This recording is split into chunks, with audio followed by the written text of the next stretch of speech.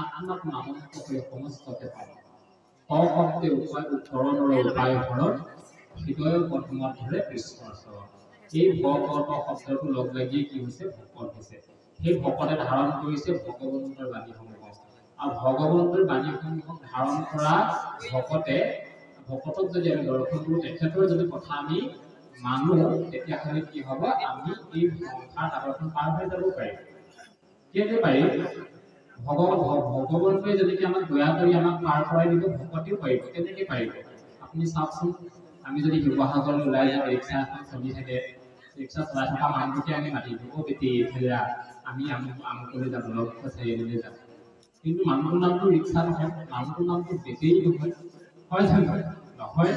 গতিকে তেওঁ বেটেৰী কেলে হ'ল বা ৰিক্সা কেলে নামটো পালে তেওঁ ৰিক্সাখন চলাই গৈছে আৰু ৰিক্সাখনত আমাৰ বিশ্বাস আছে তই যে ৰিক্সাখন চলাইছ এই ৰিক্সাখনে তাৰমানে আমাক চেৰিআলি পোৱাই দিবগৈ পাৰিব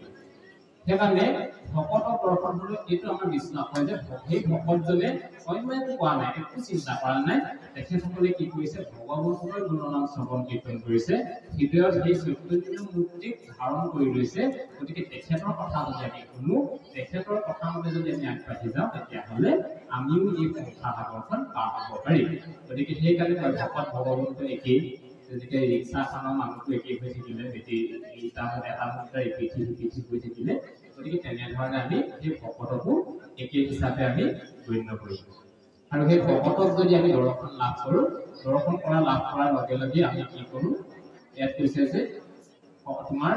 যিবিলাক বন্ধন আছে এই বন্ধনবিলাক মুকলি হৈ যাব গতিকে তোমালোকে এতিয়া যোৱাগৈ নিজৰ স্থানে যোৱাগৈ এনেকৈ কোৱাৰ পাছত তেওঁলোকে কি কৰিছে সেই অৰ্জুন গছ কেইজোপা তাতে পৰিছে তাতে থাকিছে আৰু তেওঁলোকে দিব্যৰূপ ধাৰণ কৰি তেওঁলোকৰ নিজৰ স্থানলৈ গুচি গৈছে আৰু পাছৰ অংশত দেখাইছে পাছত আহি বাকী সকলো আচৰিত হৈছে নন্দ যতৰাকে আদি কৰি তাত থকা সকলো প্ৰভৃতি লোকসকলে কি হৈছে আচৰিত হৈছে এই সৰুলাটো দ্বাৰা মানে কি হ'ল তাৰ পাছতো লীলা হৈছে তাৰ পাছতো যশোদাক গালি পাৰিব যে তই বুঢ়ী বয়সত ল'ৰা পাই তই এনেকুৱা মুটি গুটি তই ভালকৈ চম্ভালিব পৰা নাই ল'ৰাটো ইয়াত মানে যদি গছ কেইজোপাই এনেকুৱাকৈ যদি কৰি দিয়ে এনেকৈ কৰি যদি ল'ৰাটো গাতে পৰি কি হৈছেহেঁতেন এইটো আচলতে এটা বাৎসল্য প্ৰধান ভাৱ এটা প্ৰকাশ পাইছে গতিকে এইবিলাকো লীলাৰ মাজতে আগবাঢ়ি গৈছে কিন্তু ইয়াতো আকৌ শিশুসকলে সঁচা কথাটো কৰিছে নহয় ই এনেকুৱা নহয় একো বতাহ ধুমুহা অহা নাই কিন্তু কি ডাঙৰ গছ কেইজোপা যে পৰিলে ই এনেকুৱা কাহিনীটো কিন্তু তথাপিও সেই নিষ্কলুষ হৃদয়ে বা কথাখিনি কিন্তু তেখেতসকলে গণ্য কৰা নাই কি বহু ল'ৰাই যি কথা ক'বই আৰু কিন্তু সেইকাৰণে আমাক কোৱা হয় কেতিয়াবা সৰু ল'ৰাবিলাকে আমি চাবচোন আপুনি সৰু ল'ৰাটো যিমান এটা পবিত্ৰভাৱেৰে মানে আগবাঢ়ি যায় সেই ভাৱবিলাক কিন্তু আমাৰ ডাঙৰসকলৰ লগে লগে নাইকিয়া হৈ যায় সেইদিনাখন মই এখন গৃহস্থিত গৈছোঁ হয়তো ডাঙৰসকলোৰে সেই ভাৱটো নাথাকে সৰু ল'ৰাটোৱে ইমান ধুনীয়াকৈ গামোচাখন পেলাই লৈ হাউলি পিন্ধি গৈছে মই ভাবিছোঁ আৰু ইমান পবিত্ৰ হৈ আছে মনৰ ভাৱটো জানিছে যে ইয়াত ভকত বহি আছে অকণমান হাউলি যাওঁ বুলি জানিছে কথাষাৰ তাৰমানে কি এই ভাৱটো তেওঁ হৃদয়ত মানে সেই ঘৰখনৰ পৰাই শিকিছে যে মই এই ইয়াত ভকত বহিলে মই অকণমান মোৰ তললৈ মূৰটো ডুবিয়াই পিনি যাব লাগে এনেকৈ যে যাব লাগে যদিও সেইটো মানে কিবা এটা বাহিৰৰ এটা নিয়ম হিচাপে পালন কৰিছে তথাপিও মোৰ মনলৈ ইমান এটা মানে ভাল লগা কথা ভাবিছে আৰু এই শিশু ল'ৰাটোৰ মনতে যে ইমান ধুনীয়া ভাৱটো প্ৰকট হৈছে ডাঙৰসকলৰ মাজত হৈ জানো আজিকালি আমি নতুনকৈ আমিও বিয়া পাতিম বাৰু যদি আমাৰ মানুহজনী সেইটো যদি দমকৈ তেনেকৈ যায় কি গতি হ'ব গতিকে এনেকুৱা ধৰণৰ কথা আজি সেইকাৰণে সৰুতহে ভকতি ৰয় এটা বালিচাহী 100 ভাগ কৰিলে তাৰ আধা ভাগ হয় বুলি কৈছে মাধৱ পুৰুষে কৈছে তুমি যিমানেই সৰু হ'ব পাৰা তোমাক সেইটো সৰু নকৰে বৰঞ্চ তোমাক ডাঙৰ কৰি পেলাব কিন্তু মাধৱ পুৰুষে কৈছে তুমি ইমানেই সৰু এটা যদি বালিচাহী তুমি তাকে তোমালোকে 100 ভাগ কৰা তাৰ আধা ভাগহে মই গতিকে মোক তোমালোকে কিবা ডাঙৰ বুলি নাভাবিবা কিন্তু তেখেতসকলে কি কৰিছে মহান গ্ৰন্থসমূহ প্ৰণয়ন কৰি থৈ গৈছে কিন্তু তেওঁলোকে কিন্তু এই ভাৱটো এৰা নাই গতিকে আমাৰ মহাপুৰুষে আদৰ্শত এই বিনয়ী ভাৱটো আছে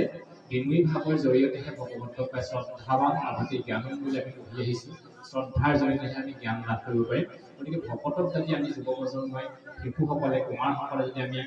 এতিয়ালৈকে যদি সন্মান কৰিবলৈ শিকা নাই হয়তো আমি শিকিব লাগিব ইয়াৰ বৰ আমাৰ ধুনীয়া কৃষ্ণ সংস্কৃতি কৃষ্ণ বুলি ক'বলৈ শিকিব লাগিব কৃষ্ণ কোৱাৰ লগে লগে যে আমাৰ মনত কিমান এটা আনন্দৰ মনোভাৱ এটা আহি পাব সেই কথাখিনি হয়তো আগবাঢ়ি গ'লে আমি অনুধাৱন কৰিব পাৰিম গতিকে এনেকুৱা এটা ভাৱত আমি মহাপুৰুষে আদৰ্শৰে আগবাঢ়ি গৈ আছোঁ আমাৰ আচলতে কি নাই আমি বৰ স্বাৰ্থৰ কাৰণেহে আমি শ্ৰীমন্ত শংকৰদেৱক অসমীয়া বনাই দিছোঁ সেইদিনাখন মৃণাল কুমাৰ ছাৰে ভাষণ এটা দিছে মই শুনিছোঁ তেতিয়া কৈছে বোলে আমি বৰ স্বাৰ্থৰ কাৰণে হেনো শ্ৰীমন্ত শংকৰদেৱক অসমীয়া বুলি কৈছোঁ কিন্তু ভূপেন হাজৰিকাই কৈছিল শ্ৰীমন্ত শংকৰদেৱ গুৰুজনা কেৱল অসমীয়া নহয় তেখেত হেনো বিশ্ব নাগৰিক উবা নৰলোক হৰি ভজি উপধৰাই কি কৰি এৰা আল জাল জীৱা কটকাল জৰা ভৰি ল'বলৈ উবা নৰলোক বুলি কৈ দিব পাৰিছে তাতো কোনো মানুহক মানে সম্বোধন কৰা যায় গোটেই সমগ্ৰ বিশ্বজাতিক কৈছে যে সেই নৰলোকসকল মানুহ বুলিয়ে কৈছে তোমালোকে ভগৱানক ভজনা কৰা এৰা আল জাল এই আল জালবিলাক এৰাচোন জীৱা কটকাল কেইদিন জীয়াই থাকিবা তোমালোকে যদি গেৰাণ্টি দিব পাৰিবা যাতে মই আমুক দিনলৈ জীয়াই থাকিম আজিকালি আমি গেৰাণ্টি দি লওঁ আমি 2-3 মাহৰ কাৰণে ৰিচাৰ্জ কৰি লওঁ আমি জীয়াই থাকোঁ বুলি ভাবো মানে কৰি লওঁ আমাৰ আশাটো আছে আমি জীয়াই থাকিম যদিও হাতে খাতে বাটে কৈতো মিলৈ মৰণ এনেকৈ যদিও আছে কিন্তু আমি ভাবোঁ যে সদায় জীয়াই থাকিম এইটোৱে আমাৰ মনৰ ভ্ৰম গতিকে এই ভ্ৰমৰ মাজতে আমি আগবাঢ়ি আহি আছোঁ কিন্তু এই গুৰুজনাক মানে আমি কি কৰিছোঁ বৰ স্বাৰ্থৰ কাৰণে যেন ব্যৱহাৰ কৰি আছোঁ এনেকুৱা ধৰণৰ হৈ আছে আমি আজিকালি কৈ আছোঁ গুৰুজনাক বিশ্বদৰবাৰত প্ৰতিষ্ঠা কৰিব লাগে কিন্তু প্ৰতিষ্ঠাটো অলৰেডি তেওঁ কৈয়ে আছে মহেশ্বৰ দেউগে কৈছিলে আমি শ্ৰীমন্ত শংকৰদেৱক এতিয়া এনেকুৱা ব্যৱস্থা কৰিলোগৈ এই গৰু এজনী যেনেকৈ এৰাল দি থলোঁ এৰাল দি থৈ এইখিনি ভিতৰতে ঘাঁহখিনি খাই থাকক তাতে নিমখ ছটিয়াইছোঁ কিবা ছটিয়াইছোঁ এই ঘাঁহখিনিকে তই টোপালি খা এনেকুৱাকৈ বান্ধি পিনি আমি আকৌ মানে ঘৰ গোটেই সংসাৰখন এৰি ক'বালৈ যাবলৈ বিচাৰিছোঁ তেনেকুৱা নিচিনা হৈছে আমাৰ অসমীয়া জাতিটো আজি লাহে লাহে তেনেকৈ গৈ আছে গতিকে আমি গুৰুজনাকো শ্ৰদ্ধা কৰিব লাগিব গুৰুজনাৰ যি বাণীসমূহ আচলতে বিনুৱাভাৱে কৈছিলে এই শংকৰ মাধৱৰ নিচিনা ৰবি যি সূৰ্যই অসম ভূমিত মানে জন্মগ্ৰহণ কৰিলে তাৰ সমান আৰু মই বেলেগ দেখা নাই গতিকে এই বাহিৰৰ পৰা আহি পিনি মানুহ এজনে তেখেতে আহি পিনি অসমীয়া ভাষা শিকি ঘোষা ৰত্নাৱলীকে আদি কৰি মহাপুৰুষীয়া যিবিলাক গ্ৰন্থ সকলোবিলাক অধ্যয়ন কৰি গ'ল কিন্তু আমিও জানো আমাৰ পিতৃ মাতৃ হিচাপে সন্তানসকলক ক'ব নোৱাৰোঁ নেকি হয় আমি আগবাঢ়ি যাব লাগিব তই অকণমান সময় হ'লেও হয়তো এসপ্তাহত এদিন এঘণ্টা হ'লেও কচোন আমাৰ গুৰুজনে যদি কিবা লিখি থৈ গৈছে সেইখিনি অকণমান পঢ়োঁ হয়তো আমি অকণমান তেতিয়া শক্তিশালী হৈ থাকিব পাৰিম যি আমাৰ পশ্চিমীয়া সংস্কৃতি আহি আছে এইখিনিক আমি নাইকিয়া কৰিব পাৰিম কিন্তু কৈছে নাহি টকা শিক্ষা হানি কৃষ্ণ সেৱাত শৰীৰৰো নাহিকে শ্ৰম জানি বাৰিষা আমাৰো টকা হানি নহয় শিক্ষা হানি নহয় এতিয়াও হানি নহয় বৰঞ্চ বাঢ়িবহে আমিও পঢ়ি থকা লোৱা পঢ়িও আছে গতিকে এনেকুৱা ধৰণে গতিকে আমি পঢ়ি থকাৰ মাজতে সকলো কৰিব লাগিব আমি আন জালখিনিত আজি বেছি গুৰুত্ব দিছোঁ কোনে ক'ত কি পোষ্ট দিছে কোনে ক'ত কেইটা লাইক পাইছে কমেণ্ট কৰিছে এইবিলাককে আমি গুৰুত্ব দি আছোঁ শুই উঠাৰ লগে লগে মোবাইলত গুৰুত্ব দি দিছোঁ গতিকে এনেকুৱা কামবিলাকত আমি অকণমান তাৰ মাজত আমি সকলোবিলাকতে আগবাঢ়ি আমি বিজ্ঞান প্ৰযুক্তিৰ ক্ষেত্ৰত আমি আগবাঢ়ি যাম কিন্তু তাৰ মাজতো আমি যুৱকসকলে এই ধ্যান ধাৰণাক আমি অৱগাহন কৰি ল'ব লাগিব এতিয়া কথাটো এতিয়া ক'বলৈ মোৰ নিজৰে বেয়া লাগিছে যে প্ৰশ্ন সুধিব